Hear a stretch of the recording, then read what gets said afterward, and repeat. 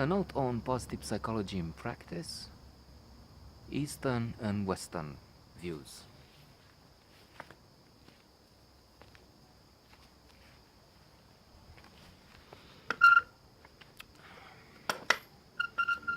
Uh, there are well known differences between the East Asia, let's put it like that, and the West.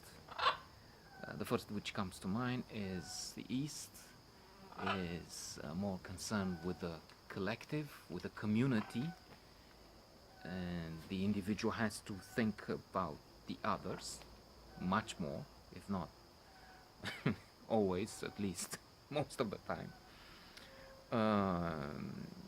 Mind you, this is not an objective. I don't have the key. I'm just positive psychology in practice. These notes are supposed to, first of all, challenge me, make me try and think in a different circumstance with this supposed interlocutor, virtual person interested and willing to communicate out there. But it's not about the truth I have and I give. I wish, inshallah, someday. But trying to find it, of course. The life which is not analyzed is not worth living, something like that, Socrates. So it's also a quest, an effort to analyze life and make it more enjoyable, happier with the help of positive psychology, which is also supposedly broadening our perspective. In the Happiness Advantage, Sean Achor, student and then assistant of Tal Ben-Shahar, Harvard professor, with the widest audience. His positive psychology courses have been the most popular ever. 1 in 5 students attended them, something like 1,600 out of a total of about 8,000, I think it was. In the Happiness Advantage, a great book by Sean Achor, he mentions the fact that those who are happy,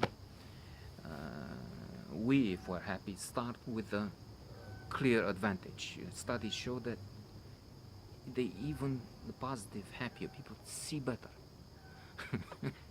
Now the downside, if we read the upside of your downside, or other books that challenge such findings, downside will be that positive people, yes, see better physically. It's measured, but they're not as good at details. So they will get the big picture. Maybe it makes sense if you see the whole thing so well. It might mean that you don't see the details. Negative people are more focused. Positive people see wider. And therefore, there will be jobs, policemen, especially those investigating crimes, murders, air traffic controllers. I have one not far from here, and I know a negative person. Lawyers. The lawyer in America, the lawyer position is in a way terrible. They have the highest suicide rate, depression rate, and divorce rate as a profession. In fact, in some cases it's 2.6. Anyway, so in such fields, domains, one needs to be negative.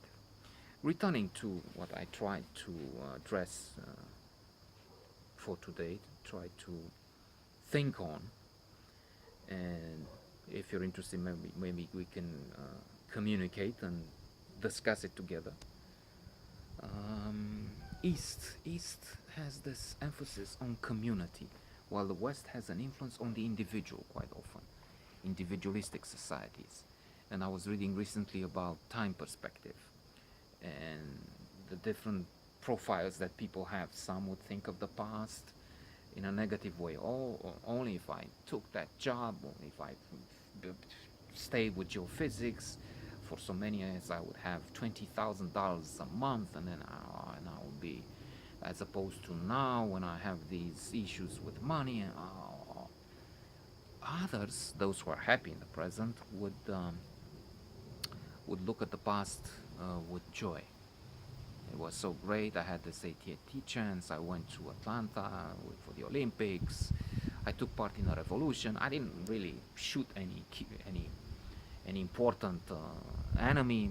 Only 27 guys I killed, and they were unimportant. They were just ordinary enemies and things like that. I mean, he enjoys it. Has self-esteem. The one who, for the present, those who emphasize on the present will be hedonistic. Those who have a tendency to get into addictions, alcohol, drugs, and so on, fatalistic.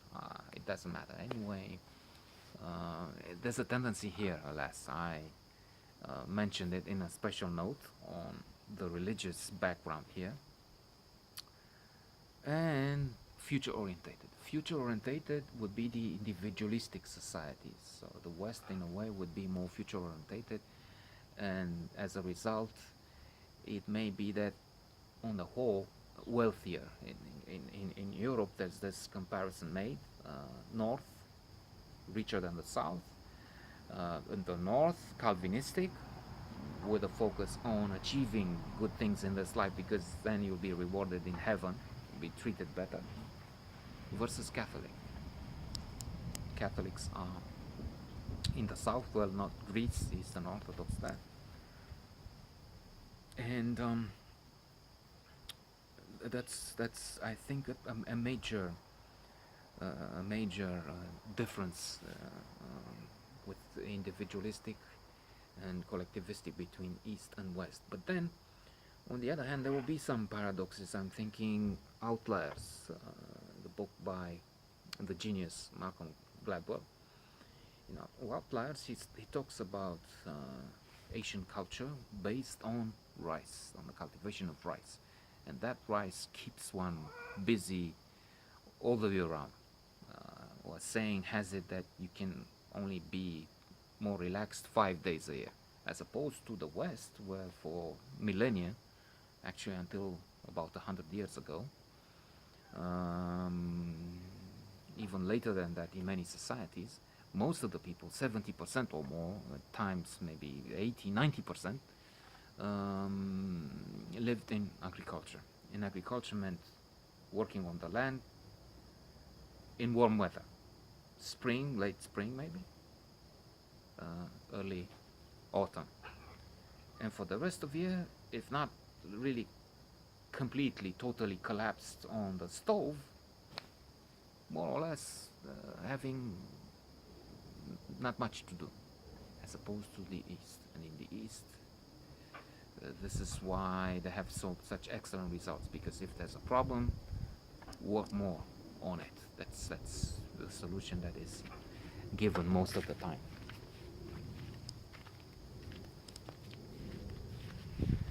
Of course, there's more to think about this.